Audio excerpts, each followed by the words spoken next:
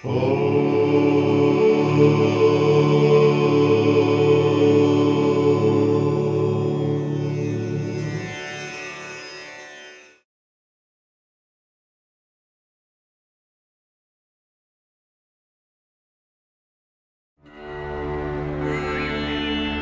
की धरती पर अनेक महान विचारक, दार्शनिक और आचार्य हुए हैं, लेकिन उन सब का चिंतन मात्र धर्म या अध्यात्म तक सीमित रहा। किसी ने भी खंड खंड भारतीय समाज को एक करके भारतीयता स्थापित करने का प्रयत्न नहीं किया। राष्ट्र के गौरव और एकता का चिंतन यदि किसी ने किया तो एकमेव महर्षि दयानंद ने युगों से चली आ रही सामाजिक उदासीनता पर प्रहार करते हुए धर्म के साथ साथ जातीय एकता का चिंतन भी समाज को दिया। महर्षि दयानंद ने जान लिया था कि जब तक राष्ट्रीय और सामाजिक एकता का बंधन मजबूत नहीं होगा, धर्म की, देश की, समाज की कोई भी उन्नति नहीं हो सकेगी। इसी कारण उन्होंने देश में एक शास्त्र, वेद और एक सर्वशक्तिमान परमेश्वर की उपासना को प्रतिष्ठित करने के लिए आजीवन प्रयत्न किया। स्वामी दयानंद मात्र सन्यासी ही नहीं थे, वेद व्याख्याता ही नहीं थे, शास्त्रों में निपुण दिग्विजयी तार्किक विद्वान ही नहीं थे, अपितु वे सच्चे अर्थों में भारतीय एकता के सूत्रधार भी थे। महर्षि दयानंद एक सच्चे युग दृष्टा, युग सृष्टा थे।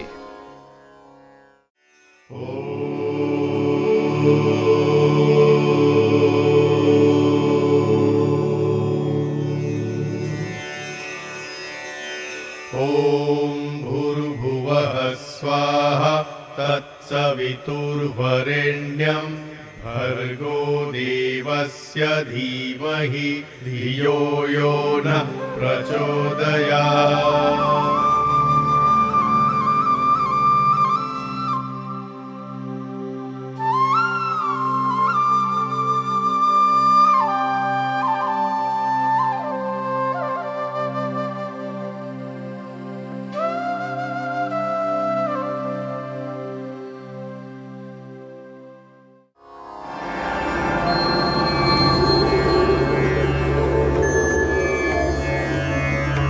मैं हूं सृष्टि चक्र।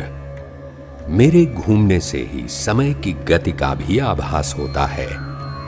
अरबों वर्षों में मेरा एक चक्र पूरा होता है, जिसमें अनेकों सभ्यताएं जन्म लेती और नष्ट होती हैं। मैंने अपने इस चक्र में भी सैकड़ों सभ्यताएं देखी। मैंने इस आर्यावर्त के स्वर्णिम काल का शिखर भी देखा और पतन का गर्त भी। एक समय दिवस का प्रारंभ यहां वेदों की ऋचाओं से होता था। यहां ऐश्वर्य भी था और शांति भी। दुर्भाग्यवश आर्यावर्त की सभ्यताओं के विनाश का भी मैं मूक साक्षी हूं कि कैसे धर्म यहां क्षीण होने लगा और वासनाएं शक्तिशाली। न्याय का स्थान अन्याय ने ले लिया, धर्म का अधर्म ने, और पुरुषार्थ के आसन पर प्रमाद आसीन हो गया। आर्यावर्त का भविष्य अंधकारमय ही दृष्टिगत होता था कि तभी आर्यावर्त के अंधकारमय क्षितिज पर सौभाग्य का सूर्योदय हुआ, जब काठियावाड़ की मोरबी रियासत में डेमी नदी के तट पर टंकारा ग्राम में एक औदिच्य ब्राह्मण करशनजीत त्रिवाड़ी के घर 12 फरवरी 1824 ईस्वी को एक बालक का जन्म हुआ। बधाई हो, बेटा हुआ है।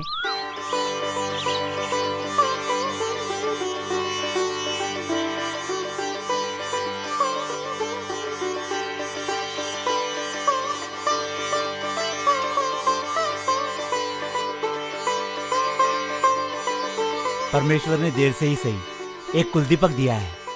देखो कितना सुंदर है, आपके कुल का नाम रोशन करेगा।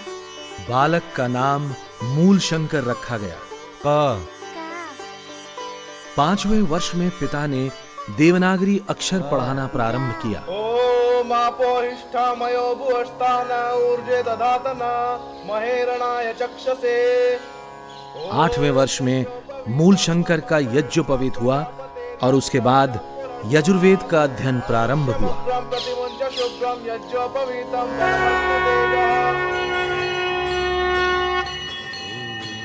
करशन जी के घर में शिव की पूजा होती थी और उनके अनुसार शिव की पूजा ही सर्वश्रेष्ठ थी। वे पुत्र को शिव पुराण की कथा में अपने साथ ले जाया करते। मूल शंकर की अवस्था कोई 14 की होगी। एक शिवरात्रि पर करशन जी ने मूल शंकर को शिव कथा महात्म्य सुनाया और जोर देकर उससे भी व्रत रखवाया और रात को मंदिर में जागरण के लिए अपने साथ लेकर गए। वहां मूल शंकर ने देखा, पिताजी, पिताजी, शिवलिंग पे चूहे चढ़ रहे हैं। चढ़ने दो बेटा, ये तो जानवर है, इन्हें कुछ पता नहीं। तुम आराम करो। लेकिन पिताजी, शिवजी की कथा के महादेव तो चेतन हैं, वरदान और श्राप देते हैं, नंदी बैल की सवारी करते हैं, फिर चूहे उनके ऊपर कैसे चढ़ सकते हैं? बेटा, आप कलयुग में महादेव के दर्शन कहाँ होते हैं? वो तो कैलाश में रहते हैं। ये शिवलिंग तो उनकी पूजा करने के लिए है, इसी से वो प्रसन्न हो जाते हैं। तुम आराम करो। मैं घर जा रहा हूँ। ठीक है, सैनिकों को साथ ले जाओ और हाँ, ध्यान रहे अपना व्रत न तोड़ना। माँ, प्रसाद और शिवलिंग पर चूहे कूद रहे थे। कूदने दो, आप भोजन करो। लेकिन माँ, चूहे बार बार शिवलिंग पे चढ़ रहे थे और प्रसाद को गंदा कर रहे थे। आज सुबह से कुछ नहीं खाया, आप भोजन करो।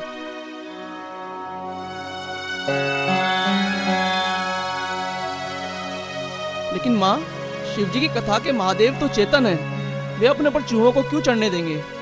बोलो माँ, पिताजी कहते हैं असली महादेव तो कैलाश पर रहते हैं, फिर इस नकली महादेव की पूजा क्यों? मूलशंकर,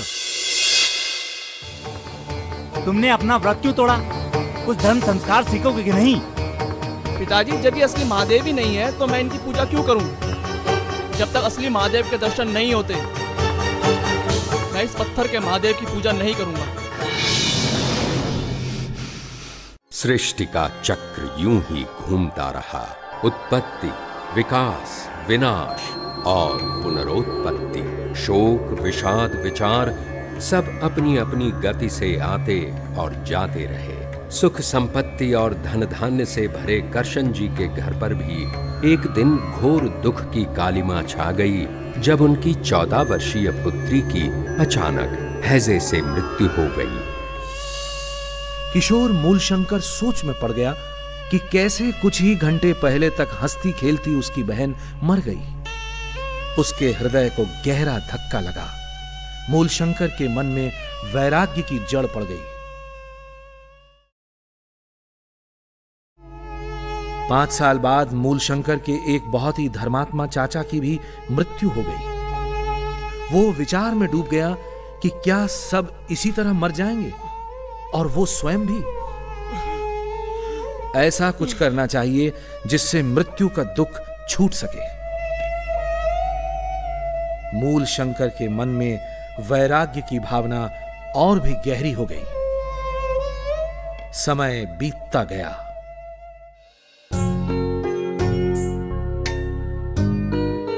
बेटा पूरे 19 साल का हो गया है। अब हमें उसका विवाह कर देना चाहिए। एक अच्छे घर से रिश्ता भी आया है। लड़की बहुत गुणवान और सुंदर है। तुम्हारी क्या राय है? ठीक ही तो है, पढ़ भी बहुत लिया है और हमें कौन सी उसे नौकरी करवानी है। संयोग देखकर बात नक्की करो। मूलशंकर, सुना है तुम्हारा विवाह होने वाला है? हाँ, घर में तो बात चल रही है, परंतु मैं गृहस्थ आश्रम नहीं करना चाहता। मैं तो आजीवन ब्रह्मचारी रहकर योग साधना करना चाहता हूँ। सुन रही हो अपने लाडले के इरादे?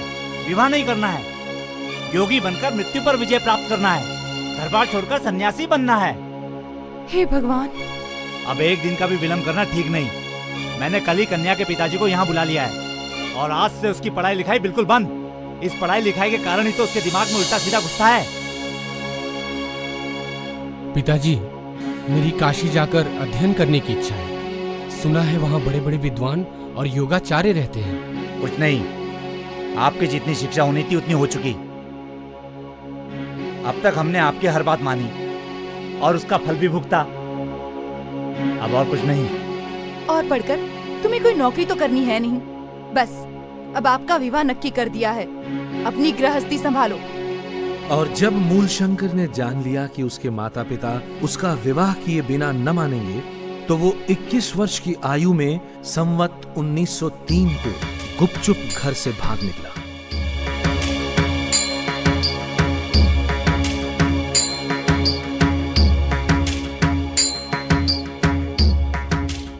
रास्ते में उसे साधुओं के वेश में कुछ ठग मिले। इधर आओ बच्चा। तुम कौन हो बच्चा, और कहाँ जा रहे हो? मेरे मन में वैराग्य की तीव्र भावना है और मैं योग साधना करना चाहता हूँ।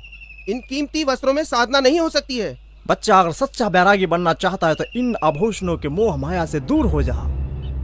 ये कर्ण श्रृंगार, ये मुद्रिका, ये सब योग साधना में बाधक हैं। जिस उद्देश्य की प्राप्ति के लिए मैंने अपने माँ बाप को भी छोड़ दिया, उसी उद्देश्य की प्राप्ति की राह में इन तुच्छ कपड़ों और आभूषणों को रोड़ा नहीं बनने दिया जा सकता।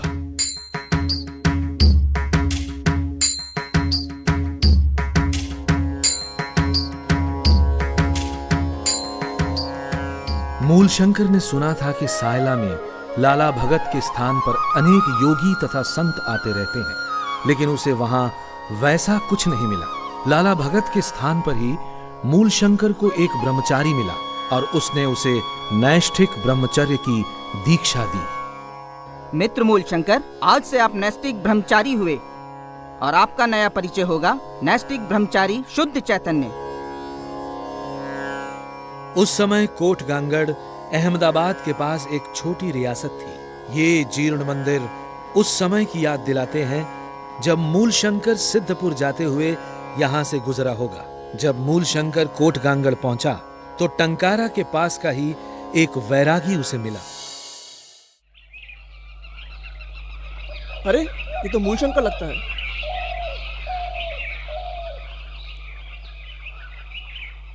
मूलशंकर, तुम यहाँ ये गेरुए वस्त्र क्यों धारण किए हैं? क्या तुमने घर छोड़ दिया है? हाँ, मैंने घर छोड़ दिया है। अब कहाँ जा रहे हो? मैं कार्तिकी के मेले पर सिद्धपुर को जा रहा हूँ। इसके पिताजी को सूचना देनी चाहिए। आपका बेटा मुझे कोटगांगड़ में मिला था। वो सन्यासी हो गया है और कार्तिकी के मेले में सिद्धपुर को गया है। सब तुम्हारे लाड प्यार के कारण हुआ है। तुम्हारे कहने से ही हमने उसे आगे पढ़ने दिया, नहीं तो 18 साल में लग्न हो गया होता तो आज ये दिन न देखना पड़ता। सारे जग में हंसी हो रही है, लज्जा से सर झुक जाता है हमारा। हे भगवान, ये कैसा बेटा दिया तूने।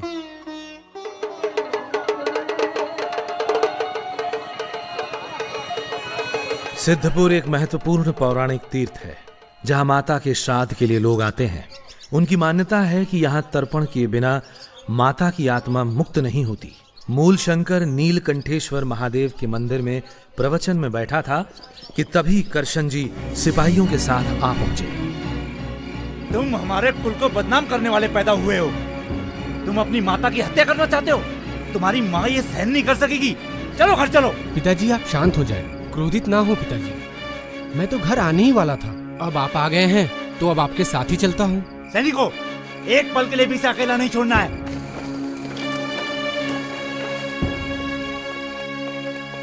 और इस प्रकार करशन जी सिपाहियों के सख्त पहरे में अपने बेटे को लेकर घर की ओर चल पड़े। लेकिन अवश्यंभावी को कौन रोक पाया है। रास्ता बहुत लंबा था और मूलशंकर का निश्चय बहुत ही पक्का।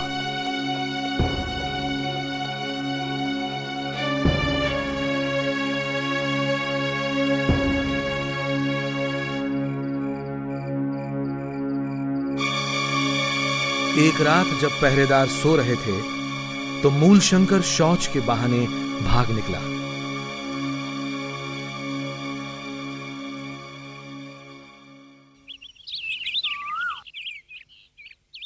बेटा मूलशंकर, मूलशंकर,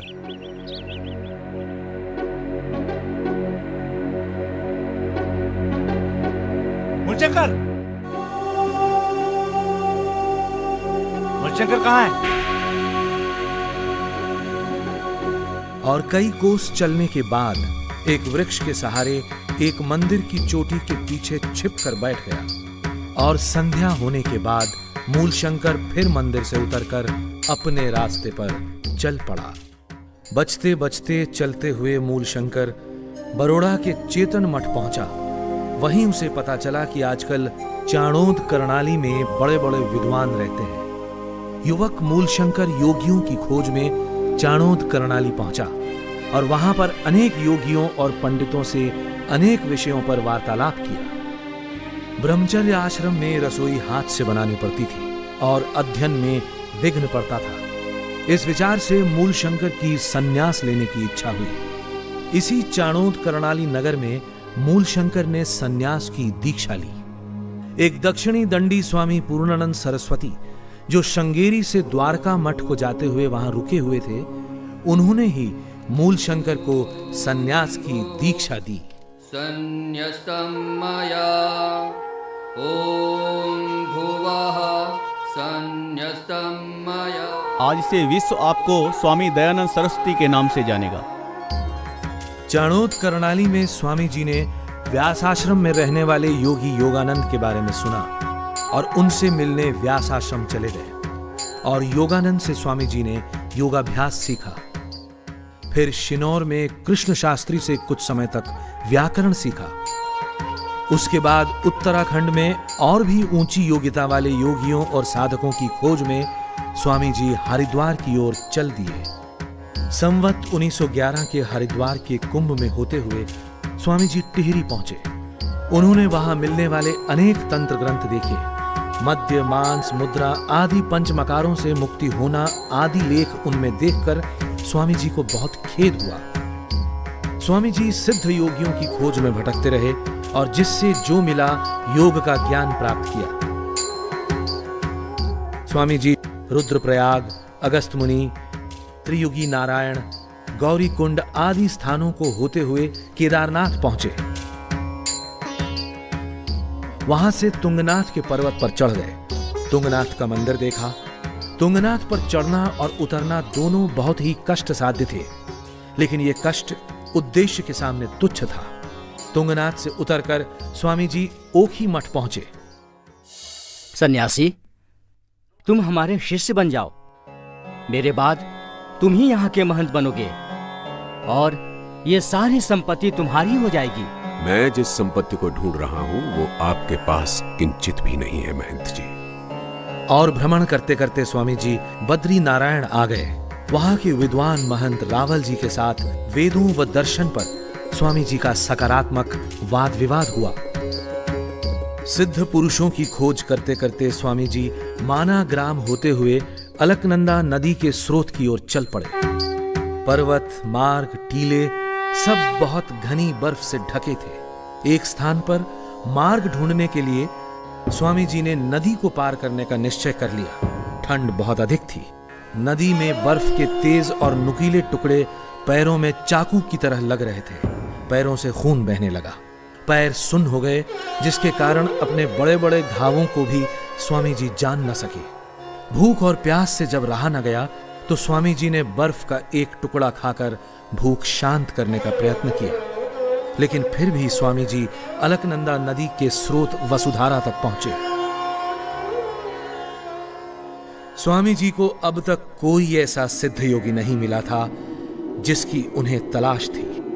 उनके मन में निराशा का भाव पैदा होने लगा। जिस आशा में मैंने अपना घर बार छोड़ा, माता पिता और कुटुंब को छोड़ा कि बड़े बड़े योगियों का सत्संग करूंगा, योगी बनूंगा, मृत्यु पर विजय प्राप्त करूंगा, जिसके लिए इतने कष्ट उठाए, आपदाएं झेली, मृत्यु के मुंह तक मैं अनेक बार गया। कहां है वे सिद्ध पुरुष? कहां है वे योगी जिनकी खोज में मैं अपना जीवन मिटाने को उद्यत हूं? इस जीवन से तो अच्छा है इसी हिमालय पर अपने प्राण त्याग दूं। लेकिन तभी उन्हें आभास हुआ कि जैसे कोई प्रेरणा कर रहा हो। नहीं दयानंद, निराश होने का कोई कारण नहीं है। क्यों भूलते हो कि इतनी विपत्तियों के बाद भी उस परम पिता ने तुम्हें जीवित रखा है? इसमें अवश्य ही उसका कोई उद्देश्य है। संभवतः वो तुम्हें किसी महान कार्य का निमित्त बनाना चाहता है। दयानंद, निराशा के भाव से बाहर आ। और स्वामी जी ने आत्महत्या का विचार त्याग कर ज्ञानोपार्जन करने का निश्चय किया और पहाड़ों से उतरने लगे। गढ़मुक्तेश्वर में स्वामी जी को एक दिन गंगा में बहता हुआ एक शव दिखा। तंत्र ग्रंथों में वर्णित नाड़ी चक्र की सत्यता जांचने के लिए स्वामी जी नदी में कूद शव को तट पर ले आए और एक तेज चाकू से शव को चीरकर इन पुस्तकों में वर्णित नाड़ी चक्र से तुलना करने लगे। पुस्तक और शरीर में लेश मात्र भी मेल नहीं था। स्वामी जी ने पुस्तकों को फाड़कर शव के साथ ही नदी में बहा दिया। योगियों की खोज में स्वामी दयानंद ने कई साल का समय लगाया। बर्फ से ढके पहाड़ों की दुर्गमता, कठिन चढ़ाई, हड्डियां कपा देने वाली ठंड, वनों की भीषणता, कोई भी बात उन्हें विचलित न कर सकी। भूख, प्यास, प्रलोभन, कोई भी बाधा उन्हें अपने मार्ग से न डिगा सकी। नर्मदा, हिमालय और गंगा पर सिद्धों को खोजते खोजते स्वामी जी काशी पहुंचे और वहां से एक बार फिर नर्मदा के स्रोत की ओर प्रस्थान कर गए। नर्मदा के सुरम्य तटों के साथ साथ चलते हुए स्वामी जी घने जंगलों से गुजरे, जहां उनका सामना भयानक जानवरों से भी हुआ। कई बार कभी बैठकर, कभी पेट के बल रेंगकर, घायल होकर उन्हें कंटीली झाड़ियों से निकलना पड़ा। जंगल, कांटे, जानवर, किसी भी बात की चिंता किए बिना सिद्ध योगियों का अनुसंधान करते स्वामी जी अपने गंतव्य की ओर बढ़ते गए।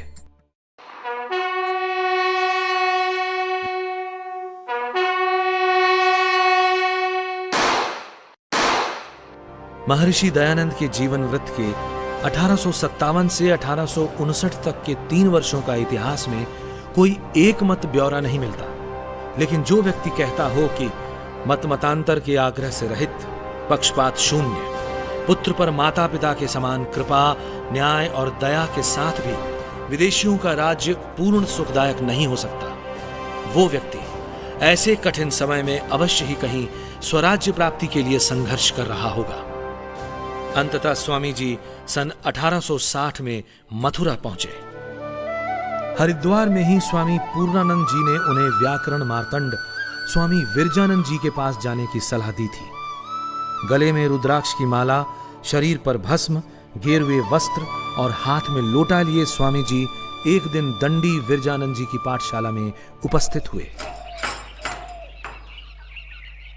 कौन है? मैं हूं दयानंद सरस्वती।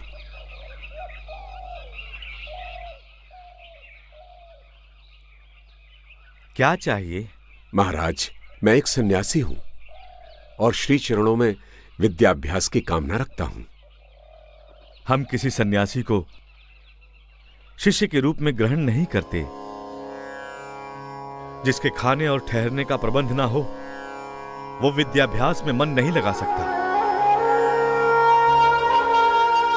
दंडी जी की इस शर्त से निराश हो स्वामी जी यमुना पर किम कर्तव्य विमूढ़ घूम रहे थे कि संयोग से एक सज्जन पुरुष अमरलाल जोशी से उनका परिचय हुआ और उन्होंने स्वामी जी के भोजन का प्रबंध कर दिया। विश्राम घाट पर लक्ष्मी नारायण मंदिर में रहने के लिए एक कोठरी भी मिल गई। श्री चरणों में दयानंद का अभिवादन स्वीकार हुआ आचार्यवर। चिरंजीवी भव।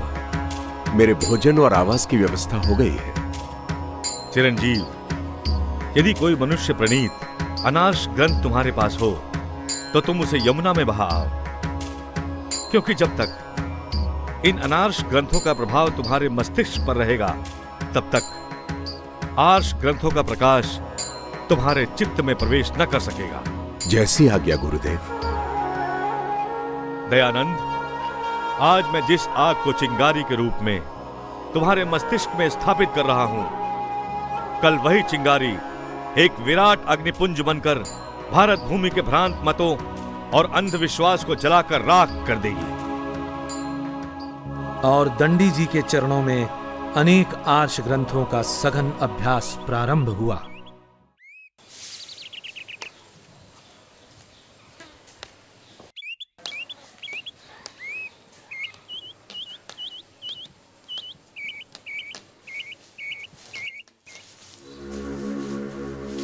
दयानंद जी आचार्यवर। ये क्या है?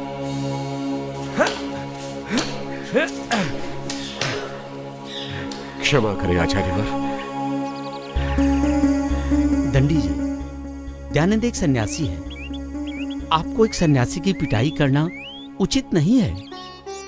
वह दूसरे विद्यार्थियों की तरह गृहस्थ या ब्रह्मचारी नहीं है। तुम ठीक कह रहे हो। इतनी मार खाकर भी उस कुलक्कर ने यही कहा। आचार्यवर, आपके कोमल हाथों को कष्ट हुआ होगा। मेरा शरीर तो श्रम और कष्ट उठा उठाकर पाषाण के समान कठोर हो गया है। मुझे क्षमा करें। कुलक्कर कहीं का। जड़िया जी, दंडी जी के श्री चरणों में मेरा समय समाप्त हो चुका है। उन्हें गुरु दक्षिणा में देने के लिए मेरे पास कुछ भी नहीं है, लेकिन परंपरा का निर्वाह तो करना ही होगा। आप आदेश करें, हम आपकी क्या सेवा कर सकते हैं? आप तो सदैव ही सहायक रहे हैं। आप ये सुझाएं कि मैं इस अवसर को कैसे निभाऊं। मैं तो ठहरा सन्यासी। दंडी जी को लवंग बहुत पसंद है, ये तो आपको भी पता है। आप उन्हें थोड़ी लवंग गुरु दक्षिणा में दे दें। लेकिन लवंग आएगी कहां से? आप सन्यासी हैं और मैं गृहस्थ। आपकी सेवा करना मेरा दायित्व है। आप लवंगों की चिंता छोड़कर गुरु दक्षिणा की तैयारी करें। बहुत बहुत धन्यवाद। आपका ये उपकार जीवन भर याद रहेगा। गुरुदेव, ये तुच्छ गुरु दक्षिणा स्वीकार कर कृतार्थ करें। क्या लाए हो दयानंद? गुरुदेव, आपका प्रिय पदार्थ लवंग। दयानंद, हम पर इस मातृभूमि का बहुत ऋण है। वो इन मुट्ठी भर लवंगों से नहीं उतर सकता। मैं तुमसे किसी धन की दक्षिणा नहीं चाहता। मैं चाहता हूं तुम्हारे जीवन की दक्षिणा। कर सकते हो तो करो प्रतिज्ञा कि जब तक तुम जीवित रहोगे आर्यवर्त में आर्ष ग्रंथों और वेदों की महिमा स्थापित करोगे, अनार्ष ग्रंथों का खंडन करोगे और भारतवर्ष में वैदिक धर्म की स्थापना करने में अपने प्राण भी अर्पित कर दोगे। दे सकते हो तो दो गुरु दक्षिणा, कर सकते हो तो करो प्रतिज्ञा। तथास्तु गुरुदेव। दंडी जी की पाठशाला छोड़कर 1863 में स्वामी जी आगरा आ गए। स्वामी जी ने आगरा से जयपुर होते हुए राजपुताने के अनेक नगरों का भ्रमण किया और गुरु जी को दी हुई प्रतिज्ञा पर कार्य प्रारंभ करने का निश्चय किया। पुष्कर में इसी ब्रह्मा जी के मंदिर में स्वामी जी ने निवास किया था। यही है वो कोठरी जहां स्वामी जी एक बार ठहरे थे। यहां स्वामी जी ने अवैदिक मतों का खंडन प्रारंभ किया। वैदिक मत को स्वीकारते हुए यहां अनेक लोगों ने माला कंठी उतारकर जनेऊ धारण किया। गाय की दुर्दशा देख स्वामी जी की आत्मा रोती थी। अजमेर में स्वामी जी ने वहां के पॉलिटिकल एजेंट कर्नल ब्रूक्स को गौरक्षा से होने वाले लाभ समझाए। कालांतर में गौरक्षा के लिए स्वामी जी ने 3 करोड़ हस्ताक्षरों के साथ एक पत्र महारानी विक्टोरिया को प्रस्तुत करने का निश्चय किया, परंतु समय रहते इतने हस्ताक्षर एकत्रित न हो सके। दूसरे पशुओं का संरक्षण भी स्वामी जी के लिए उतना ही महत्वपूर्ण था, क्योंकि ये भारतीय कृषि और ग्रामीण अर्थव्यवस्था की रीढ़ थे। अजमेर में ही विभिन्न मतों के धर्माचार्यों से शास्त्रार्थ भी हुआ। स्वामी जी ने हरिद्वार के 1867 के कुंभ में सप्त सरोवर पर, जो आज वैदिक मोहन आश्रम के नाम से जाना जाता है, धार्मिक पाखंड के विरुद्ध पाखंड खंडनी पताका फहराई और उसके नीचे खड़े होकर जनता को संदेश दिया। धर्म जिज्ञासुओं, अज्ञान के अंधकार से निकलो। ईश्वर निराकार है, सर्वशक्तिमान है। उसका कोई रूप नहीं, कोई आकार नहीं। उसे किसी माध्यम की, किसी अवतार की आवश्यकता नहीं। ईश्वर प्राप्ति तीर्थ, कंठी, तिलक, छाप या सुमरणी से नहीं, वरन शुद्ध विचार और सत्य आचरण से ही संभव है। सत्य सनातन वैदिक धर्म की राह पर चलकर ही मनुष्य की मुक्ति संभव है। आओ लौट चले वेदों की ओर, आओ लौट चले वेदों की ओर। स्वामी जी को घोर शोक हुआ कि साधु समाज मूल सत्य सनातन वैदिक धर्म को भुलाकर संकीर्णताओं में बट गया है। उनके मन में समाज कल्याण की तीव्र भावना उत्पन्न हुई और अपने पास की प्रत्येक वस्तु, कपड़े, पुस्तकें, धन सब उन्हें इष्ट सिद्धि में बाधा प्रतीत होने लगे और ओम सर्वम वै पूर्णम स्वाहा कहते हुए स्वामी जी ने अपना सब कुछ जनता में बांट दिया और इष्ट सिद्धि होने तक मात्र संस्कृत में बात करने और गंगा तट पर विचरण करने का व्रत ले लिया।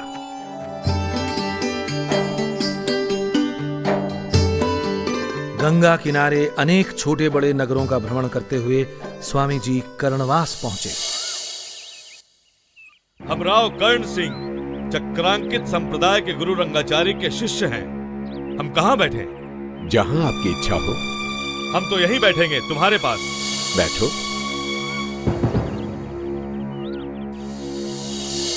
लेकिन मस्तक पर यह तिलक क्यों लगाया है? तिलक लगाने से ईश्वर प्राप्त नहीं होता। स्वामी, ये हमारा परम मत है।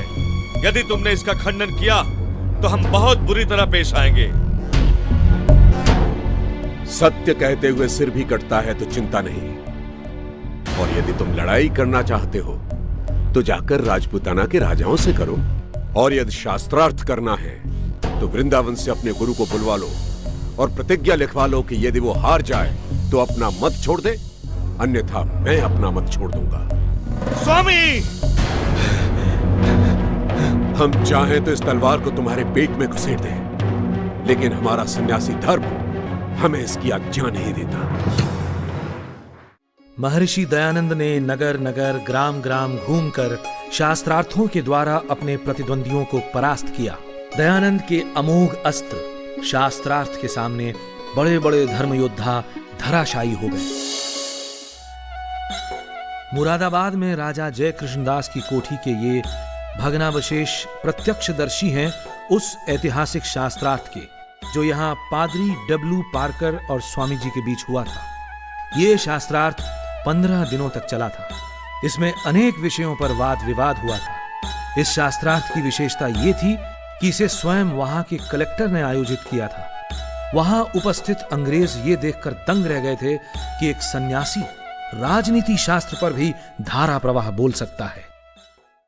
वागर्थः प्रतिपत्तये जगतः पितरो वंदे पार्वती परमेश्वरौ। आज मैं दयानंद से इन मूर्तियों को भोग लगवा कर ही उठूंगा। वेदों में मूर्ति पूजा का प्रमाण तो दीजिए। मूर्ति पूजा का प्रमाण? आप लक्षण के लक्षण बताइए। लक्षण का कोई लक्षण नहीं होता। जैसे आटे का आटा नहीं होता या दूध का दूध नहीं होता। लक्ष्य का लक्षण होता है। लक्ष्य का क्या लक्षण होता है ये आप बताइए। मैं अपनी पराजय स्वीकार करता हूं और इन मूर्तियों को सदा के लिए नमस्कार करता हूं। इस शास्त्रार्थ से उस क्षेत्र के क्षत्रियों पर बहुत प्रभाव पड़ा और उसी दिन सैकड़ों राजपूतों व अन्यों ने कंठी और माला छोड़कर यज्ञोपवीत धारण किया। स्वामी जी के प्रति लोगों में श्रद्धा का समुद्र उमड़ पड़ा। सनातन धर्म की जय हो। यज्ञ में मद्यपान किया जाता था। सौत्रामण्यम सुराम पिबेत। यहां सुरा का अभिप्राय सोमलता से है, न कि मदिरा। मद्यपान सभी प्रामाणिक शास्त्रों में वर्जित है। आप सन्यासी के लक्षण बताइए। केश, मूछ, दाढ़ी, नख दूर करे, पात्र, दंड और कुसुम के वस्त्र धारण करे और किसी प्राणी को पीड़ा न देता हुआ सदा नियम में रहकर विचरण करे। आप ब्राह्मण के लक्षण कहिए। ब्रह्मम जानाति ब्रह्म। आप भाषा में बोल सकते हैं। धातु समर्थ होता है या असमर्थ? अष्टाध्यायी 2:1 के अनुसार धातु समर्थ होता है। तो असमर्थ किसे कहते हैं? सापेक्षो असमर्थ हो, अपेक्षा करने वाला असमर्थ होता है। ये महाभाष्य का वचन है। ये महाभाष्य का वचन नहीं है। हम जो कहते हैं हमारा वचन महाभाष्यकार के वचन से कम नहीं है। आप महाभाष्यकार पातंजलि मुनि के सामने किसी गणना में नहीं है। पांडित्य का इतना गर्व है तो बताइए कलम किसकी संज्ञा है?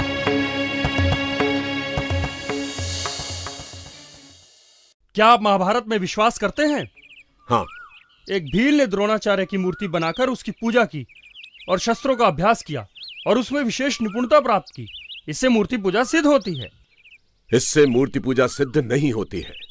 एकलव्य ने यह कार्य अज्ञानवश किया। उसकी शस्त्र निपुणता मूर्ति पूजा का नहीं वरन सतत और सघन अभ्यास का फल थी। ईश्वर सर्वव्यापक है तो पत्थर में भी है, तो फिर मूर्ति पूजन में क्या दोष है? ईश्वर सर्वव्यापक है तो पत्थर में ही क्या विशेषता है? चेतन को छोड़कर जड़ की पूजा में क्या भलाई है? वेदों में यदि प्रतिमा पूजन की आज्ञा नहीं है तो निषेध भी कहां है? जब विधि नहीं है तो निषेध ही समझना चाहिए। कानपुर में दरगाहीलाल के घाट पर 31 जुलाई 1871 को स्वामी जी और हलधर ओझा के बीच हुए इस दूसरे शास्त्रार्थ को सुनने कानपुर की 20-25 हजार से अधिक जनता उमड़ पड़ी थी। लोगों ने अपने घर की छतों और पेड़ों पर चढ़कर भी इस शास्त्रार्थ को देखा था। इस शास्त्रार्थ का कानपुर की जनता पर इतना प्रभाव हुआ कि लोग मूर्ति पूजा से विमुख होकर मूर्तियों को गंगा में प्रवाहित करने लगे। यहां तक कि इससे चिंतित होकर वहां के प्रभावित पुजारियों ने समाचार पत्रों में एक विज्ञापन छपवाया कि लोग मूर्तियों को गंगा में न बहाकर अमुक मंदिर में दे दें। शास्त्रार्थों के इसी दौर में एक इतिहास रचा गया। स्वामी जी को मालूम था कि यदि जड़ पूजा को समाप्त करना है तो उसकी जड़ पर ही प्रहार करना होगा, अर्थात काशी के विद्वानों को शास्त्रार्थ में परास्त करना होगा। लेकिन ये इतना सरल कार्य नहीं था, क्योंकि पौराणिक समाज की मान्यता थी कि काशी की रक्षा स्वयं महादेव करते हैं और यहाँ मरने का अर्थ है सीधे स्वर्ग जाना। उसी काशी की रक्षा के लिए हजारों पंडित अपनी अगाध विद्या और काशी नरेश अपने बल और धन से सदैव तत्पर रहते थे। स्वामी जी ने काशी पहुंचकर राजा अमेठी के बाग में डेरा डाला और जड़ पूजा के विरुद्ध अनवरत संस्कृत प्रवचन करने लगे। परमेश्वर की अनुकंपा से स्वामी जी ने हजारों पंडितों की विद्या, काशी नरेश के अनंत वैभव और महादेव के अनेक विकराल अनुचरों का सामना करते हुए मूर्ति पूजा के दृढ़तम दुर्ग पर आक्रमण करने का निश्चय किया। काशी नरेश ने क्षुब्ध होकर काशी के पंडितों और विद्वानों को बुलाकर कहा, आप लोग उससे शास्त्रार्थ कीजिए। जो आज्ञा महाराज। परंतु हम में से अधिकांश ने वेद नहीं पढ़े हैं। वेदों और अन्य शास्त्रों को देखने और समझने के लिए थोड़ा सा समय चाहिए। काशी नरेश की जय हो। काशी के पंडित समूह ने एकजुट होकर स्वामी जी पर प्रहार करने की योजना बनाई। ज्ञान से, छल से, कपट से, चरित्र हनन से, अपमान से, जैसे भी हो सके स्वामी जी को मिटाने पर डट गए। अंततः शास्त्रार्थ का दिन आ पहुंचा। स्वामी जी के एक अनुयायी ने शंकाग्रस्त होकर कहा, महाराज, आज बहुत भीड़ होगी और आपके पक्ष का तो वहाँ कोई भी नहीं होगा। आपको वहाँ नहीं जाना चाहिए। बलदेव, सत्य का सूरज अकेले ही अंधकार की सेना पर विजय पाता है। प्राणों के भय से ईश्वर की आज्ञा का उल्लंघन नहीं किया जा सकता। जो होगा देखा जाएगा। जाओ, शौर के लिए एक नाई को बुला लाओ। जो आज्ञा प्रभु। शास्त्रार्थ के दिन शास्त्रार्थ स्थल पर 50,000 से अधिक की भीड़ उमड़ पड़ी। काशी के पंडित पालकियों में बैठकर चंवर डुलवाते हुए और अपनी जय बुलवाते हुए शास्त्रार्थ स्थल पर पहुंचे। इस शास्त्रार्थ में काशी के शीर्षस्थ 27 पंडितों ने भाग लिया। प्रबंध में जानबूझकर अव्यवस्था पैदा कर दी। स्वामी जी के पक्ष वालों को बाग में प्रवेश ही नहीं करने दिया गया और शास्त्रार्थ आरंभ हुआ। क्या आप वेदों का प्रमाण स्वीकार करते हैं? हाँ। वेदों में मूर्ति पूजा का कोई प्रमाण हो तो दिखाइए। आनंदमयो अभ्यासात, दिखलाइए कि ये सूत्र वेद मूलक हैं। जब तक समस्त वेद को देख न लिया जाए इस प्रश्न का उत्तर नहीं दिया जा सकता, क्योंकि समस्त वेद शास्त्र तो पंडितों में से भी किसी को उपस्थित नहीं है। सभी वेद शास्त्र यदि तुम्हें उपस्थित नहीं थे तो काशी में शास्त्रार्थ करने क्यों चले आए थे? क्या आपको सब कुछ उपस्थित है? ब्राह्मणान इतिहासान पुराणानी, इस वाक्य में पुराणी शब्द पुराणों के लिए आया है। पुराण शब्द यहाँ विशेषण है, किसी पुस्तक विशेष का नाम नहीं। ये वेद मंत्र है। यज्ञ समाप्तो शतयाम दशमे दिवसे पुराण पाठम शृणुयात्। और पुराण शब्द यहाँ विशेषण नहीं है।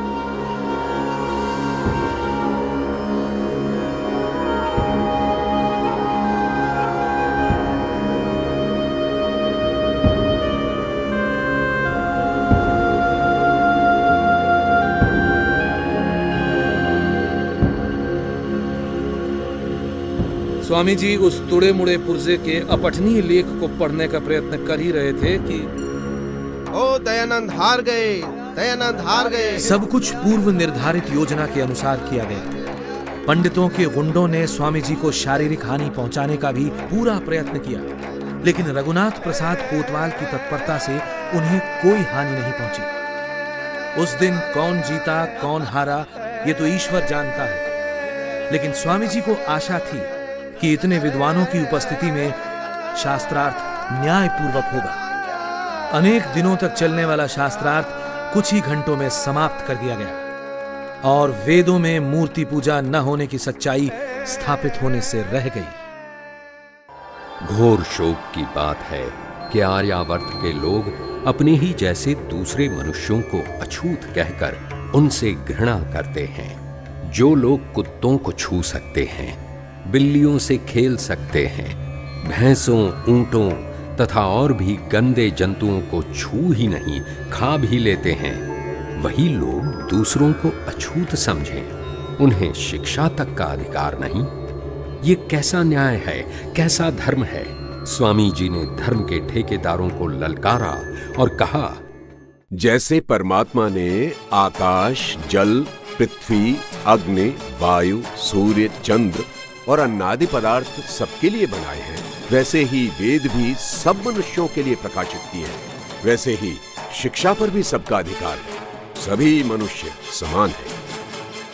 स्वामी जी ने अनुभव किया कि प्रौढ़ों को प्रवचनों से बदल पाना संभव नहीं है, अतः समाज में स्थायी परिवर्तन के लिए बालकों में ही शिक्षा के माध्यम से अच्छे संस्कार स्थापित करने होंगे। और इसी उद्देश्य से सितंबर 1870 में मिर्जापुर में गुरुचरण रईस व अन्यों की सहायता से अनेक पाठशालाओं की श्रृंखला में पहली पाठशाला की स्थापना हुई और कालांतर में कासगंज, छलेसर, काशी आदि अनेक स्थानों पर वैदिक पाठशालाएं खोली गई।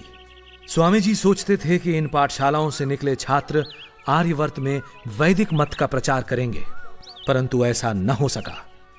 मिर्जापुर पाठशाला में नियुक्त अध्यापकों ने छात्रों को उल्टा सीधा पाठ पढ़ाना प्रारंभ कर दिया। अरे मूढ़ों, इस पढ़ाई से तुम्हें क्या मिलने वाला है? ना कोई गृहस्थ तुम्हें श्राद्ध भोज में बुलाएगा, ना किसी और अनुष्ठान में निमंत्रण देगा। भूखे मर जाओगे। अरे दयानंद का क्या है? वो तो सोटा लोटा और लंगोटाधारी साधु है, ना कोई आगे ना कोई पीछे। उस लोटा सोटा लंगोटाधारी की बातें छोड़ो और विवाह संस्कार कराना और सत्यनारायण की कथा बांचना सीख लो। लाभ ही लाभ है। इन पाठशालाओं में पढ़ने वाले छात्र और अध्यापक दोनों ही अपनी रूढ़ियों को नहीं छोड़ सके और ये सभी पाठशालाएं समय के साथ बंद हो गई। जनहिताय स्वामी जी ने अपने योग बल का उपयोग अनेक अवसरों पर किया। कासगंज आर्य समाज में लगा ये चित्र उस घटना का वर्णन करता है जब यहां झौरा भौरा चौक पर एक दिन सड़क के बीच दो सांड सींग से सींग भिड़ाकर लड़ रहे थे। स्वामी जी ने थोड़ी देर तो प्रतीक्षा की, फिर वे उन लड़ते हुए सांडों के निकट पहुंचे और उन्हें सींगों से पकड़कर पीछे की ओर धक्का दे दिया। लोग डर गए, धक्का जोर से पड़ा और सांड डर कर भाग गए और अवरुद्ध मार्ग खुल गया।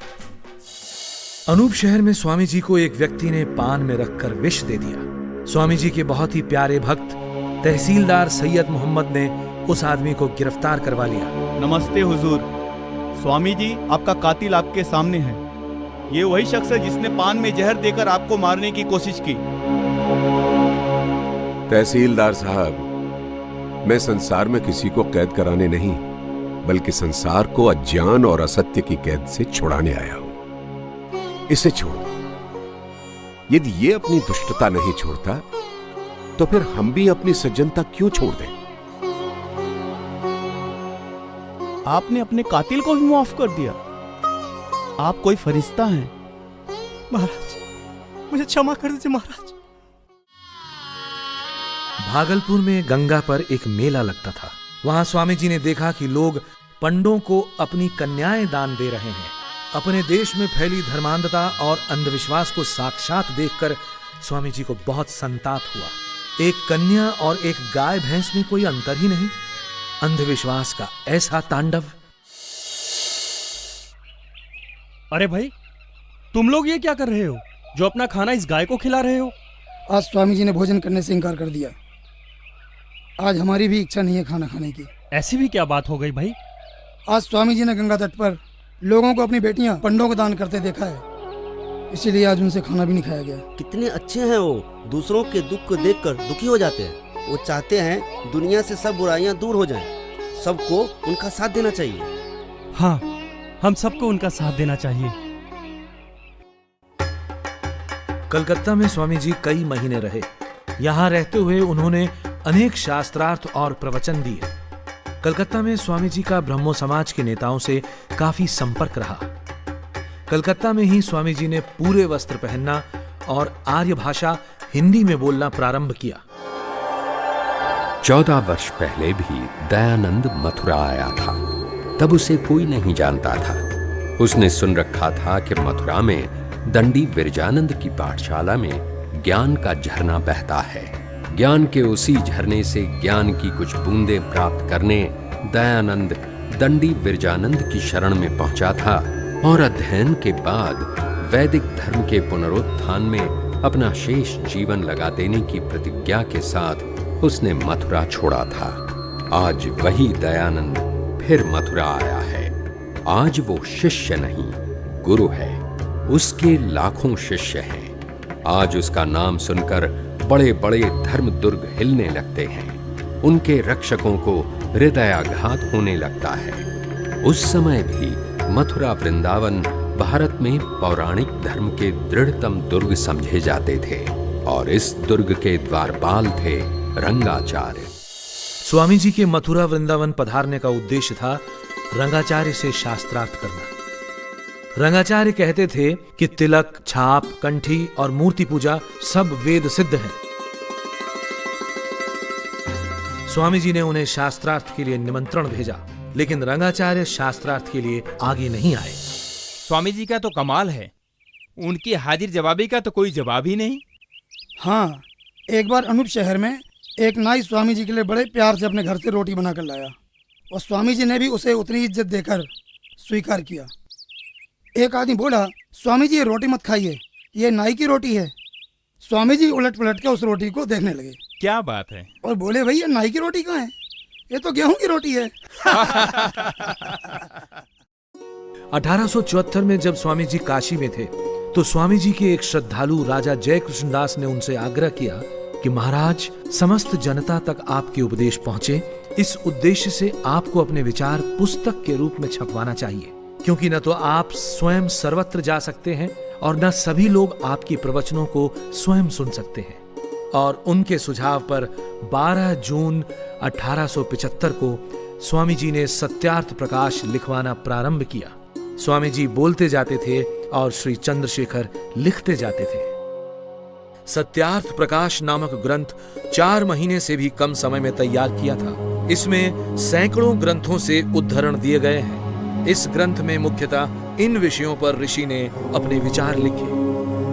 परमेश्वर के गुण और स्वभाव पर आधारित नामों की व्याख्या, संतानों की शिक्षा, ब्रह्मचर्य और पठन पाठन की व्यवस्था, सत्यासत्य ग्रंथों के नाम और पढ़ने पढ़ाने की रीति, विवाह और गृहस्थ आश्रम, वानप्रस्थ एवं सन्यास की विधि, राजधर्म, वेदेश्वर विषय, विद्या अविद्या, बंध और मोक्ष, सृष्टि की उत्पत्ति स्थिति एवं प्रलय, आचार अनाचार और भक्ष्याभक्ष्य विषय, देशी और विदेशी मतों पर। स्वामी जी के ऋषि होने का प्रमाण सत्यार्थ प्रकाश से मिलता है, जिसमें उन्होंने 1875 में ही नमक और जंगलात के कानून की अनीति और अन्याय को अनुभव करते हुए अपनी राय दी कि ये दोनों ही वस्तुएं शासन के नियंत्रण में नहीं होनी चाहिए।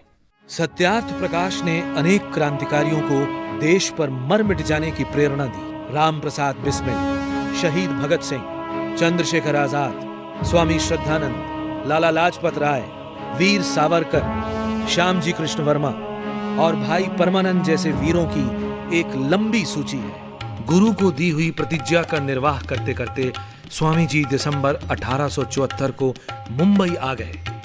मुंबई में ही श्री गोपालराव देशमुख के आग्रह पर स्वामी जी ने वेद भाष्य लिखने का निश्चय किया। महाराज, एक विनती है। कहिए। आज तक वेदों के जितने भी भाष्य हुए हैं वे आपको मान्य नहीं है, तो फिर सत्य और असत्य का निर्णय कैसे हो? महाराज, आपको इस दिशा में कुछ करना चाहिए। आपको वेदों का एक ऐसा भाष्य लिखना चाहिए जो हर दृष्टि से प्रामाणिक हो। आप उचित ही कह रहे हैं बाबू गोपाल राव, यही समय की मांग भी है। हम वेदों का भाष्य अवश्य करेंगे। धन्यवाद। और स्वामी जी ने ऋग्वेद का भाष्य प्रारंभ किया। अपने भक्तों के आग्रह पर मुंबई में स्वामी जी ने आर्य समाज की स्थापना की। 10 अप्रैल 1875 को गिरगांव रोड पर डॉक्टर माणिक जी की बागवाड़ी में शाम 5:30 बजे आर्य समाज स्थापित हुआ। इस आर्य समाज की स्थापना के रूप में पाखंड और असत्य का अंधेरा दूर करने के लिए जिस एक दीपक का प्रज्वलन हुआ, वो आगे चलकर सहस्त्रों आर्य समाजों की विशाल दीपमाल का अंग बना। मुंबई की जनता पर स्वामी जी के व्यापक प्रभाव से विरोधी हताश होने लगे और मूर्ति पूजा खंडन बंद करने के बदले में उन्हें शिवजी का अवतार घोषित करने का प्रलोभन भी दिया गया। यह बड़ी चिंता का विषय है कि हमारे समाज के सैकड़ों व्यक्ति दयानंद के अनुयायी बनते जा रहे हैं। इसे रोकना होगा। इसके लिए एक ही उपाय दिखता है। वो क्या महाराज? उसे प्रलोभन देना होगा। दयानंद के पास एक प्रस्ताव भेजा जाए। यदि वह जड़ पूजा का खंडन बंद कर दे तो हम सब उसके अनुयायी बन जाएंगे और उसे शिव का अवतार घोषित कर दिया जाएगा। असंभव। जिस अंधेरी खाई से हम इस समाज को निकालना चाहते हैं, हम स्वयं उसी में गिर जाएं?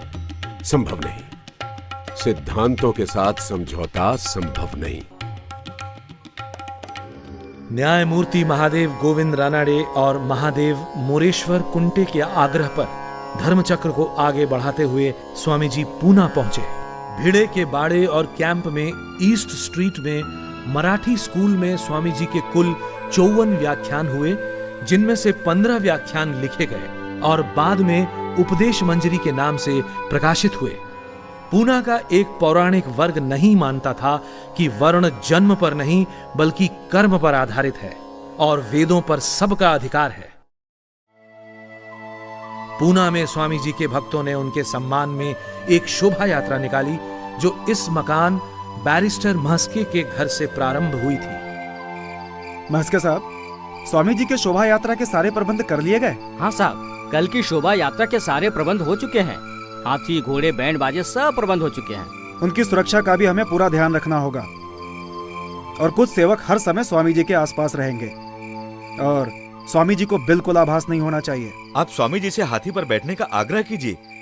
उनकी शान तो हाथी पर बैठने में ही है। विनती करके देख लेंगे। वैसे स्वामी जी मना कर देंगे, वो पैदल ही चलना पसंद करेंगे। विरोधियों ने भी एक विरोध यात्रा निकाली। दयानंद की शोभा यात्रा की पूरी तैयारी हो गई है? हाँ साहब, सब तैयारी हो गई है। दयानंद गधे का झूल और उसके स्वागत के लिए गोबर, कीचड़, पानी, ईंट वगैरह सब इंतजाम हो गया है साहब। दयानंद जिंदगी भर पूना को याद रखेगा। हमारे गधे का नाम होगा गर्दबानंद सरस्वती। दयानंद की यात्रा के साथ साथ गर्दबानंद सरस्वती की यात्रा भी भीड़े के बाड़े में साथ ही पहुंचेगी। वहां सभी घरों में उनके स्वागत की सारी सामग्री रखवा दी गई है। जैसे ही उनकी शोभा यात्रा वहां पहुंचेगी, गोबर, ईंट, कीचड़ से उसका स्वागत होगा।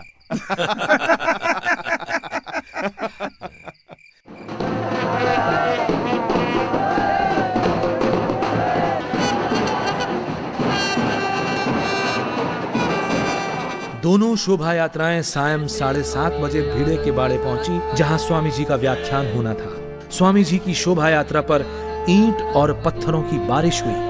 घरों की खिड़कियों और छतों से कीचड़, गोबर और पत्थर बरसते रहे। पूना के भक्तों का विश्वास और धैर्य प्रशंसनीय था, जो इस सब के बाद भी हजारों की संख्या में उपस्थित रहे। शाहजहांपुर जिले के चांदापुर गांव के दो जमींदार भाइयों ने आपसी धार्मिक मतभेदों को हमेशा के लिए मिटाने के उद्देश्य से चांदापुर में एक मेला आयोजित किया। इसमें देवबंद के मौलवी मोहम्मद कासिम, बरेली के पादरी स्कॉट और आर्य धर्म के प्रतिनिधि के रूप में स्वामी जी ने भाग लिया। इस मेले में परमेश्वर ने जगत को किस वस्तु से, किस समय और किस उद्देश्य से रचा, ईश्वर सर्वव्यापक है या नहीं, ईश्वर न्यायकारी और दयालु किस प्रकार है, वेद, बाइबल और कुरान के ईश्वरवाणी होने का क्या प्रमाण है, मुक्ति क्या है और वो कैसे प्राप्त होती है, इन 5 विषयों पर सकारात्मक वाद विवाद हुआ। इस मेले का नाम था ब्रह्म विचार मेला। वैदिक धर्म की सच्चाई के सामने कोई न ठहर सका। मुक्ति क्या है? दुखों से छूटने का नहीं, बल्कि पापों से बचने और स्वर्ग में पहुंचने का नाम मुक्ति है। खुदा की मर्जी है, जिसे चाहे मुक्ति दे, जिसे चाहे ना दे। यदि हाकिम किसी पे नाराज हो जाए तो उसे और भी कड़ा दंड दे सकता है, और खुश हो जाए तो उसे छोड़ सकता है। सब दुखों से छूटकर सच्चिदानंद स्वरूप परमात्मा को प्राप्त होकर सदा आनंद में रहने और जन्म मरण में न गिरना ही मुक्ति है, और ये मात्र सत्कर्मों से ही प्राप्त हो सकती है। अच्छा, आप लोग ये बताएं, ईश्वर ने सृष्टि को कब और कैसे बनाया? खुदा ने इस सृष्टि को अपने स्वरूप से बनाया है। कब और कैसे बनाया है, ये सवालात गैर जरूरी है।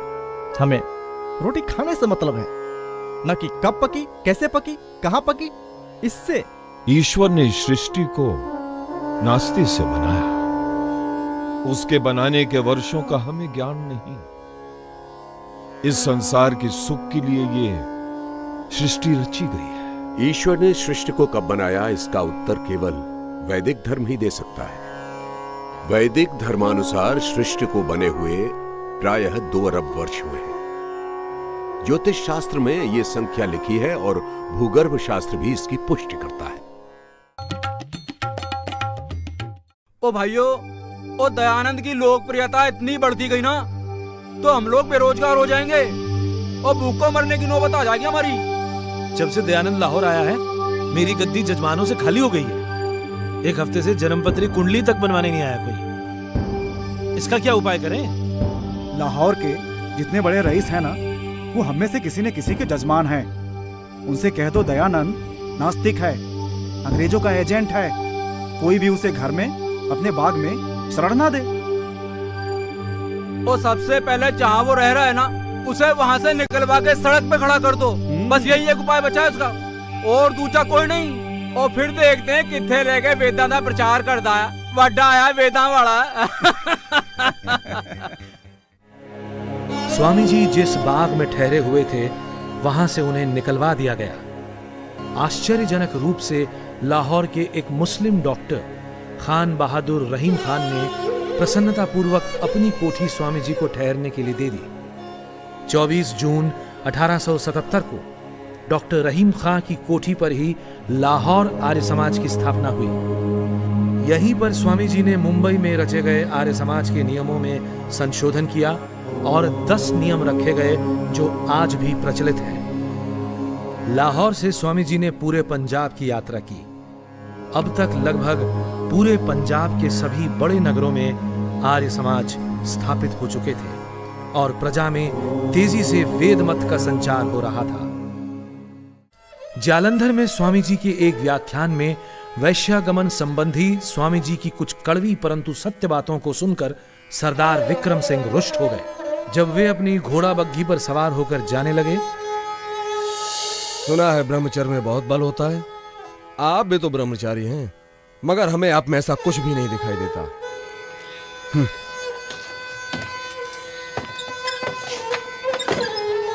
चलो कोचवान।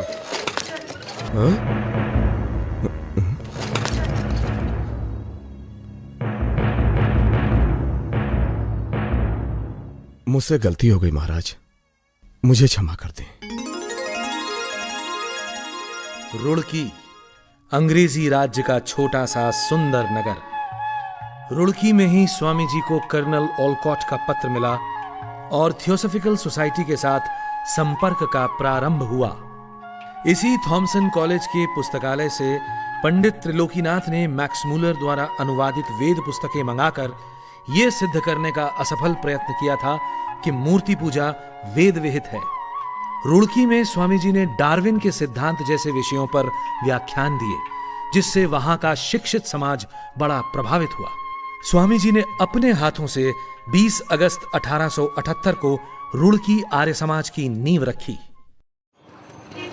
अब तक की जो परंपरा थी कि हिंदू तो अपना मत छोड़कर जा सकता है, परंतु दूसरे धर्मों के लोग हिंदू नहीं बन सकते थे, वो देहरादून में स्वामी जी द्वारा समाप्त हुई।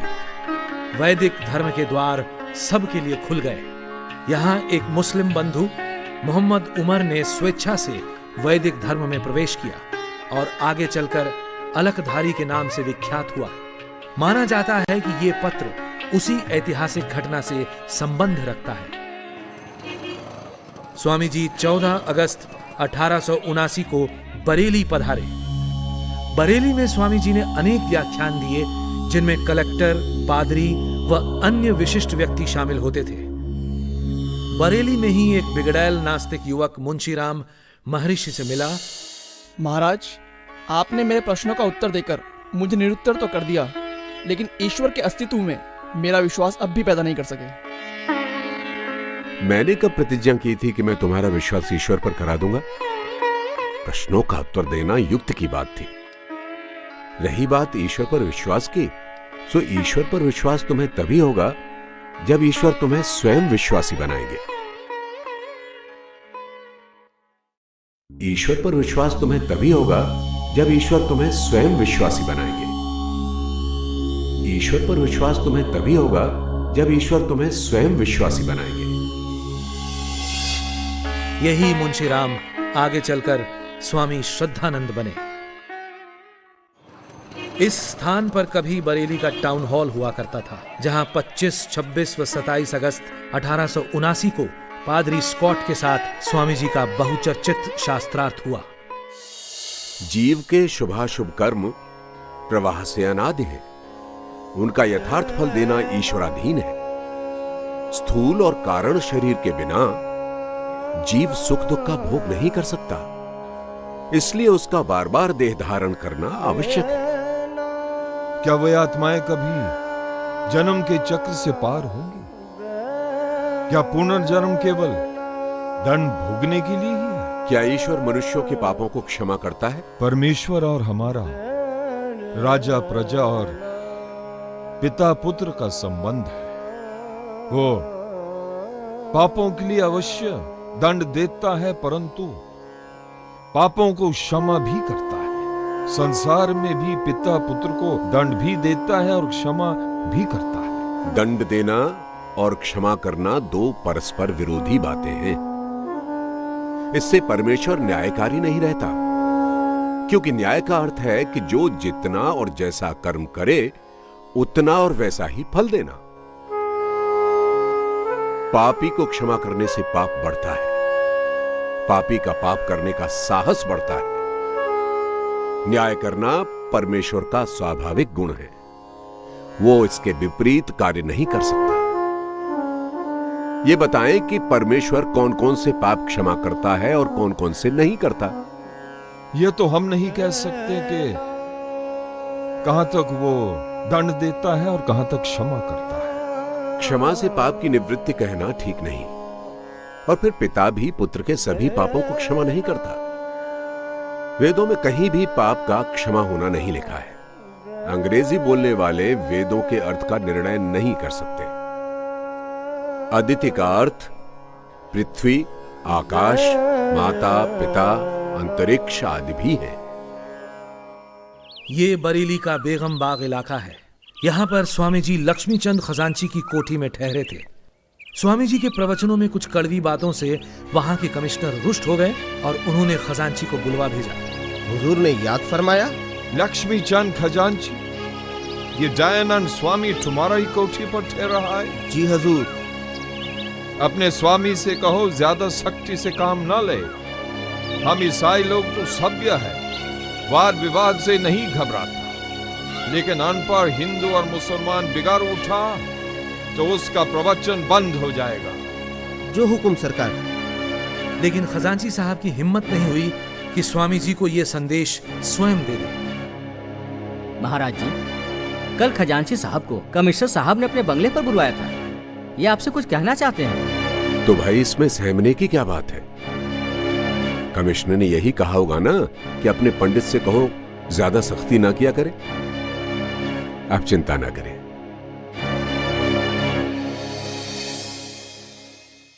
कोई कहता है कि सत्य ना बोलो, कलेक्टर नाराज हो जाएगा।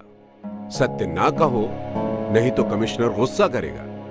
चक्रवर्ती राजा ही क्यों ना हो, हम सत्य कहकर ही रहेंगे। शरीर तो अनित्य है, इसकी रक्षा के लिए अधर्म करना व्यर्थ है। परंतु मुझे वो शूरवीर दिखाओ जो मेरे आत्मा का नाश कर सकता हो, और जब तक ऐसा शूरवीर पैदा नहीं हो जाता, मैं ये सोचने को भी तैयार नहीं कि मैं कभी सत्य को दबाऊंगा। अमेरिका वालों यानी कर्नल ओलकॉट और मैडम ब्लवत्स्की के बहुत आग्रह पर बरेली में ही स्वामी जी ने अपने जीवन चरित का कुछ अंश भी लिखा। ये दर्दनाक घटना स्वामी जी की नजरों के सामने फर्रुखाबाद में घटी। एक बूढ़ी औरत अपने जवान बेटे का शव गंगा किनारे लाई। वो इतनी निर्धन थी कि शवदाह के लिए लकड़ी भी नहीं जुटा पाई, और साथ आए पुरुषों की सहायता से उसने वो शव गंगा में बहा दिया। घोर शोक कि हमारा देश इतना निर्धन हो गया है कि एक मृत शरीर को लकड़ी तक नहीं मिल सकती।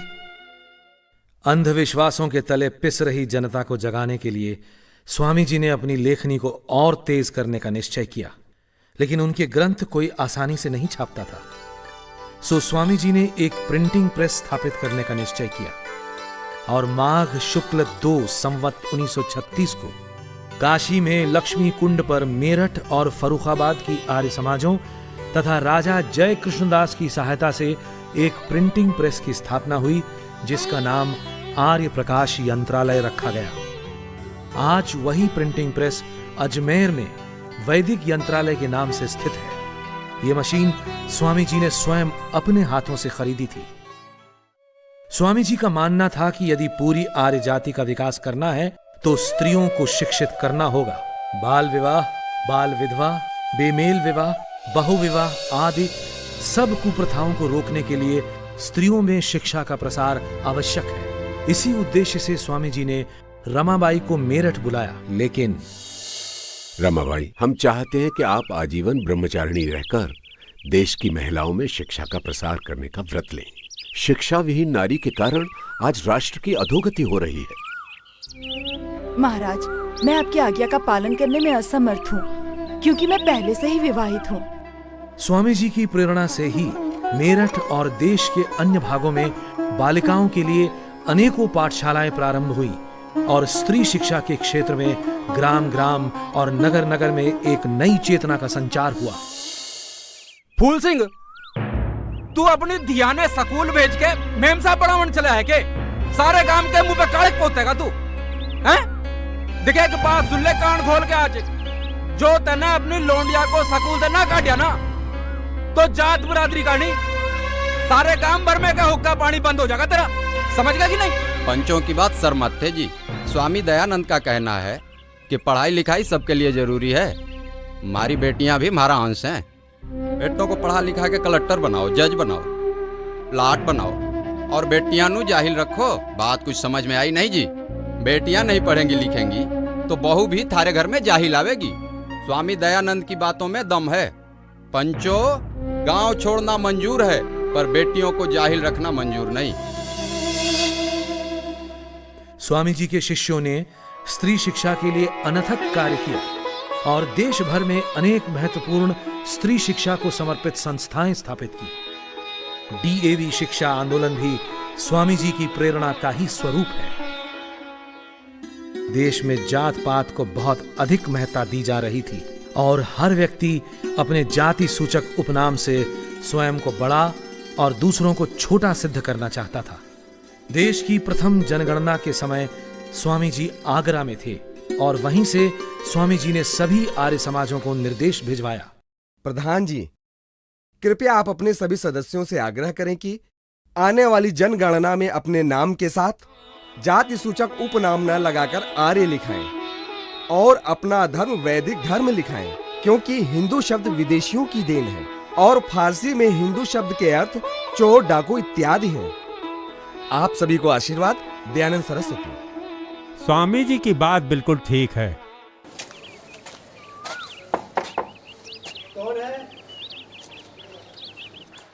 नमस्ते। नमस्ते जनाब, हम देश की पहली जनगणना के सिलसिले में आए हैं। आपसे चंद सवाल पूछना चाहते हैं। पूछिए जनाब। श्रीमान, आपका नाम? सुखराम। जाति? आर्य। आर्य? आर्य क्या है? आप तो ब्राह्मण है ना? इस देश का वैदिक नाम आर्यवर्त है और इस देश में रहने वाले सभी आर्य हैं। महर्षि दयानंद के उपदेश से हमने जात पात को मानना छोड़ दिया है। धर्म हिंदू? जी जनाब, सनातन वैदिक धर्म।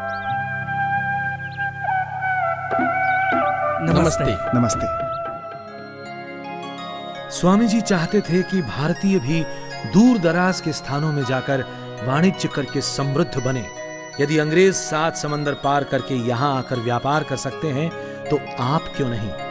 स्वामी जी की यह हार्दिक इच्छा थी कि भारतीय युवक जर्मनी जाकर तकनीकी प्रशिक्षण प्राप्त करें और देश को समृद्ध बनाएं।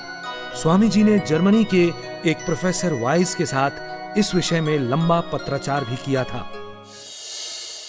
राजपुताना के अनेक बड़े राजा और महाराजा स्वामी जी के शिष्य बन गए थे और शासन के अनेक विषयों पर स्वामी जी से मार्गदर्शन प्राप्त करते थे। अगस्त 11 सन 1882 को महाराणा सज्जन सिंह के निमंत्रण पर स्वामी जी उदयपुर पधारे। उदयपुर में स्वामी जी लगभग 7 महीने रहे और उन्हें नौलखा महल में ठहराया गया। महाराणा ने पूरे मान सम्मान के साथ स्वामी जी की सेवा की। नौलखा महल के इस कमरे में स्वामी जी ठहरे थे। स्वामी जी के आग्रह पर उदयपुर महाराज ने अनेक समाज सुधार के कार्यों को अपने राज्य में लागू किया और अपने महल में नित्य हवन भी करने लगे थे। एक दिन महाराणा ने शायद स्वामी जी की परीक्षा ली। आप एकलिंग महादेव के महंत बन जाएं, सारा राज्य आपके अधीन हो जाएगा, क्योंकि शैव यहाँ राजधर्म है और लाखों रुपए मंदिर की आय है। ये हास्य का विषय नहीं है राजन। आप प्रलोभन देकर हमसे परमेश्वर की आज्ञा भंग कराना चाहते हैं। आपका ये राज्य और आपका ये मंदिर मुझे अपने विश्वास से डिगा नहीं सकते। आपके इस राज्य की सीमा से तो मैं एक दौड़ लगाकर बाहर हो सकता हूं, लेकिन परमात्मा के राज्य से भागकर कहां जाऊंगा? धृष्टता क्षमा हो महाराज, मैं तो आपके निश्चय की दृढ़ता देख रहा था। नौलखा महल में ही स्वामी जी के प्रवचन होते थे। एक युग दृष्टा की भांति उन्होंने कहा, हमारी चिंता मात्र समाज के धार्मिक और नैतिक उत्थान तक ही सीमित नहीं है। हमें स्वदेश का सम्मान भी उतना ही प्यारा है। हमें स्वदेशी चिकित्सा पद्धति और स्वदेशी वस्त्रों को अपनाना चाहिए और देश के राजाओं को अपने अपने राज्य में भाषा और भावना में एकता उत्पन्न करनी चाहिए। महाराणा सज्जन सिंह में स्वामी जी को एक योग्य शिष्य मिला। स्वामी जी का विश्वास था कि एक भाषा के बिना देश में एकता और राष्ट्रीयता का संचार संभव नहीं और राष्ट्रभाषा बनने की योग्यता मात्र हिंदी में है। इसी विचार से स्वामी जी ने अपने ग्रंथ संस्कृत और हिंदी में लिखे और स्वामी जी के निर्देश पर आर्य समाजों ने भी हिंदी को ही अपनाया। सन 1882 में सरकार ने हंटर कमीशन नियुक्त किया था कि उत्तर भारत के सरकारी दफ्तरों में कौन सी भाषा और लिपि रखी जाए। स्वामी जी ने इसके लिए सभी आर्य समाजों को पत्र लिखकर निर्देश दिया कि कमीशन में देवनागरी लिपि के पक्ष में अपना मत भेजें। स्वामी जी और उनके अनुयायियों ने राष्ट्रभाषा हिंदी की जो सेवा की, उसके लिए देश सदैव उनका ऋणी रहेगा। स्वामी जी को अपने अंत का आभास होने लगा था। उन्होंने अपनी उत्तराधिकारिणी सभा, परोपकारिणी सभा की उदयपुर में ही एक स्वीकार पत्र लिखकर स्थापना की और महाराणा सज्जन सिंह को स्वामी जी ने इस सभा का सभापति बनाया। इस सभा को स्वामी जी ने अपने वस्त्रों, पुस्तक, धन और यंत्रालय सहित सभी निजी वस्तुओं का अधिकार दिया। इस पृथ्वी पर कुछ ऐसे महामानव भी आए हैं जिन्होंने उद्देश्य के समक्ष किसी चुनौती को कुछ नहीं समझा। दयानंद भी उन्हीं में से एक थे।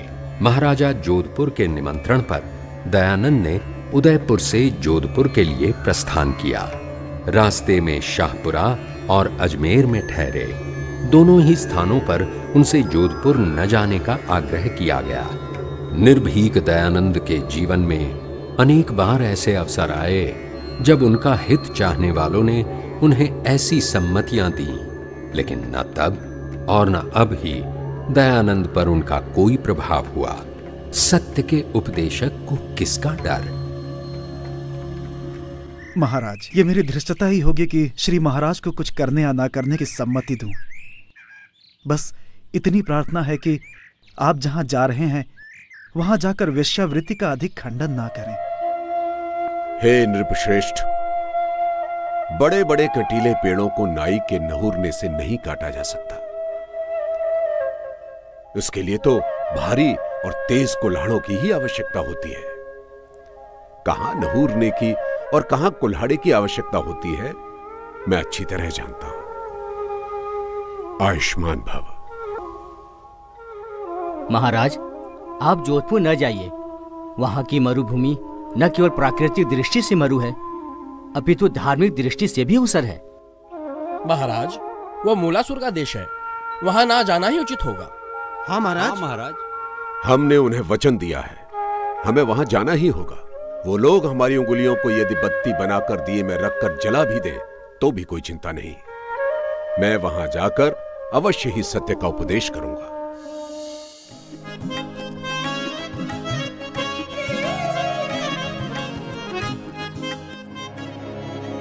जोधपुर में स्वामी जी को इसी फैजुल्ला खां की कोठी में ठहराया गया था। यहीं पर उपदेश होने लगे। जनता में उनके सिद्धांतों के प्रति अनुराग बढ़ने लगा। उन्होंने कहा, क्षत्रियों को, राजाओं को, महाराजाओं को चरित्रवान बनना चाहिए, क्योंकि प्रजा की रक्षा रोगी शरीर और वेश्याओं के चंगुल में फंसे व्यसनी राजा नहीं कर सकते, वरन स्वस्थ और चरित्रवान राजा ही कर सकते हैं। याद रहे, एक तरफ जहां मनुष्य मात्र को यज्ञोपवीत धारण करने का अधिकार है, तो वहीं अपने आचरण से गिर गए व्यक्ति से यज्ञोपवीत उतरवाया भी जा सकता है। एक दिन जब स्वामी जी महाराजा से मिलने उनके महल में पहुंचे तो महाराजा के पास उनकी विशेष कृपा पात्र नन्ही भगतन बैठी हुई थी। कहिए नन्ही जी, राज्य में सब ठीक ठाक है? कुछ ही दिनों में गवर्नर राज्य के दौरे पर आने वाले हैं और स्वामी जी की सेवा में भी कोई कमी नहीं रहनी चाहिए। महाराज, जब से स्वामी दयानंद जी जोधपुर पधारे हैं, हमारी सुध लेने की तो आपको फुर्सत ही नहीं है। आपका सारा वक्त बस रेजिडेंट और स्वामी जी की खातिर में ही जाता है। अपनी नन्ही को तो जैसे आप भूल ही गए। ऐसी बात नहीं है। दरअसल स्वामी जी की बातों का प्रभाव ही कुछ ऐसा है कि महाराज, स्वामी जी पधार रहे हैं। नन्ही, आप तुरंत चलिए। पालकी उठाते समय पालकी का एक सिरा थोड़ा झुक गया तो महाराजा ने अपने कंधे का सहारा दे दिया। स्वामी जी ने वो सब कुछ देख लिया। राजन, राजा को अपनी मर्यादा को नहीं भूलना चाहिए। राजा सिंह के समान होता है, उसे अपनी मर्यादा अनुसार ही वर्तना चाहिए। बड़े शोक का विषय है कि राजा प्रजा के कल्याण को भूलकर राग रंग में खोया हुआ है। जोधपुर में स्वामी जी लगभग 4 महीने रहे। महाराजा स्वयं को वैदिक धर्मी कहने लगे। प्रशंसकों और विरोधियों दोनों की संख्या बहुत बढ़ी। रानी सा,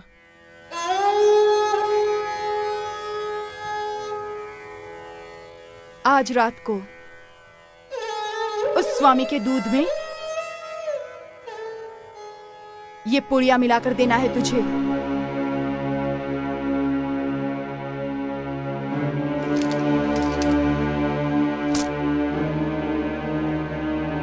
रख ले इसे।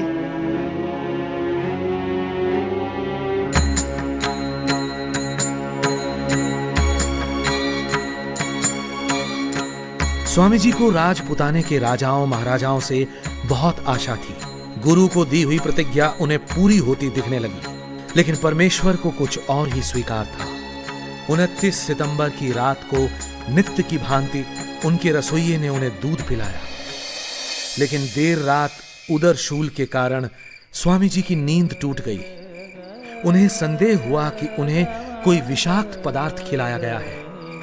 स्वामी जी ने न्यौली क्रिया करके विष को निकालने का प्रयत्न किया, लेकिन नहीं निकाल पाए। राज्य की ओर से पहले डॉक्टर सूरजमल और फिर अली मर्दान खान ने उनका इलाज किया, लेकिन उपचार के साथ रोग बढ़ता गया। कहीं इलाज में लापरवाही की गई थी या फिर एक षड्यंत्र। पहले दूध में विष और फिर जानबूझकर गलत दवा। 26 अक्टूबर को स्वामी जी अजमेर में भिनाई कोठी में आ गए। तबीयत में कोई सुधार नहीं हुआ। 30 अक्टूबर दीपावली का दिन। अचानक उस दिन स्वामी जी को काफी अच्छा लग रहा था। लगभग 5:30 बजे स्वामी जी ने अपने पास खड़े लोगों से कहा, आप सब लोग हमारे पीछे की ओर खड़े हो जाएं। सामने कोई न खड़ा रहे। सभी खिड़की दरवाजे और रोशनदान खोल दो। आज तिथि क्या है? कौन सा पक्ष और कौन सा वार है? महाराज, कृष्ण पक्ष का अंत, शुक्ल की आदि अमावस्या और दिन मंगलवार है। और स्वामी जी ने कुछ देर ईशोपासना की। ओम य आत्मदा बलदा यस्य विश्व उपासते प्रशिशं यस्य देवा यस्य छायामृतं यस्य मृत्युः तस्मै देवाय हविषा विधेम। हे दयामय सर्वशक्तिमान ईश्वर, तेरी यही इच्छा है, तेरी यही इच्छा है। तेरी इच्छा पूर्ण हो।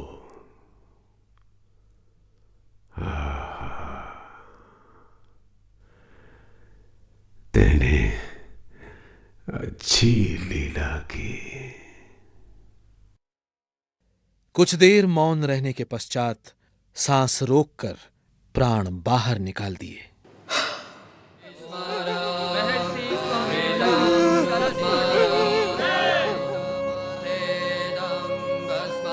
स्वामी जी की इच्छा के अनुसार उनका दाह संस्कार ही किया गया। धन्य है अजमेर नगर का ये मलूसर शमशान घाट, जहां पूज्य स्वामी जी के जीवन की अंतिम यात्रा पूर्ण हुई।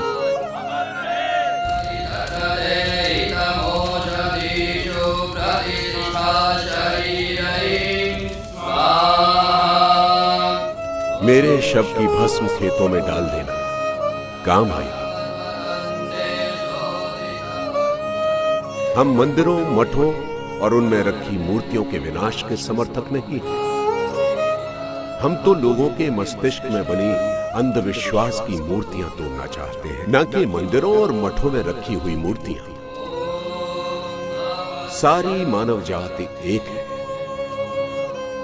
हमें किसी धर्म विशेष से द्वेष नहीं। हम तो मानते हैं कि हर धर्म के मूल में शुद्ध मानव धर्म के तत्व है। हमने तो सिर्फ धर्म के नाम पर चलाई गई कुरीतियों और पाखंडों का विरोध किया है।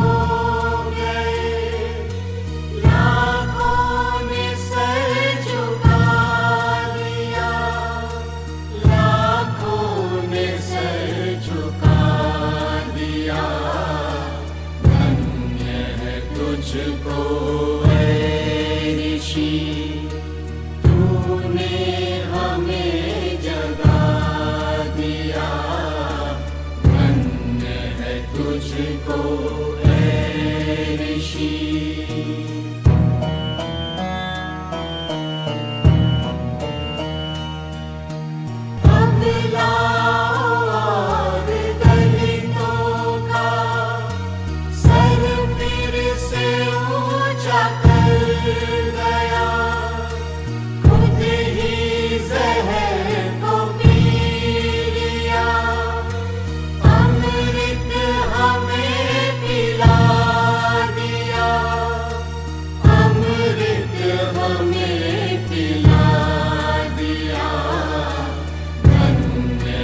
तुझको ऐ ऋषि, तूने हमें जगा दिया। धन्य है तुझको ऐ ऋषि।